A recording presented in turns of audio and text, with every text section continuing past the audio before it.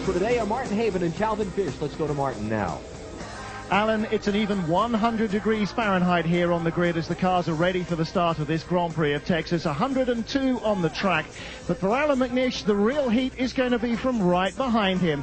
Less than 1/10 of a second separated the Audis in qualifying, and the Scot may be racing against his teammate and no one else.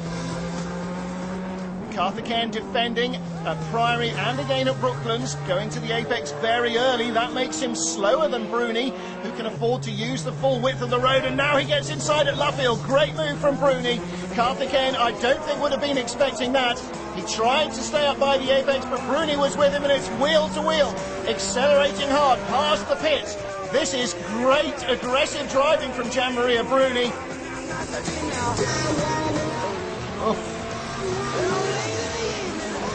Oh, he's hitting! But now the Viper is it's underneath the back of the Marcus. Fantastic stuff from the onboard camera. Well, Callum Lockie continued going there despite the fact that we were stuck under his back bumper. Well, let's go down to his pit and find out. Martin Haber. Well, guys, I'm here with Alan McNish. Alan just rushed in from the back of the garage. Tell us what your team find out. Well, nothing. I was down at the truck after having done my stint, just drying off my helmet, and I heard a lot over the tannoy saying that there was smoke from 77.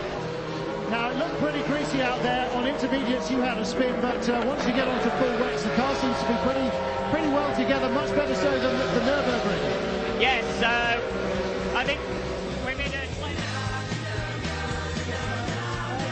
Martin Annan leads the competition for Switzerland. Christian Reich second for Switzerland. Now, the Swiss champion still starting in Switzerland 3. This is Reto Gurci. Gurci has not had a good World Cup season, but 2 weekends ago blew the rest of the Swiss opposition into the weeds here, winning in 2 and 4-man in the Swiss championships. 97 in the world's 2-man.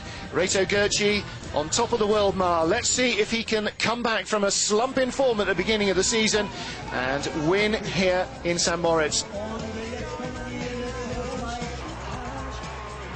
Morten Osberg, car number 6, the Subaru Impreza WRC, 98 champion, sharing the car with Tommy Jarsrud.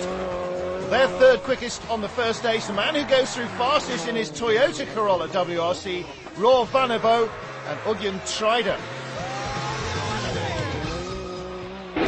Motor manufacturers are very keen on telling us how racing improves the breed, how high-tech race cars mean better road cars. And here at Olive Garden, that's gone full circle. Just look at this. It's a simple windshield washer motor. It's used to pump cooling fluid along this hose and squirt it directly at the radiator. And that should hopefully keep temperatures manageable in the engine during this 2-hour 45 marathon. Now, I can't tell you where the parts came from. Rental companies may be watching. Yeah, just as long as it's not mine, that's okay. Pouring on the power now to try and build as big a lead to hand over as possible. He's off! McCullough goes too fast, too soon. Off he goes.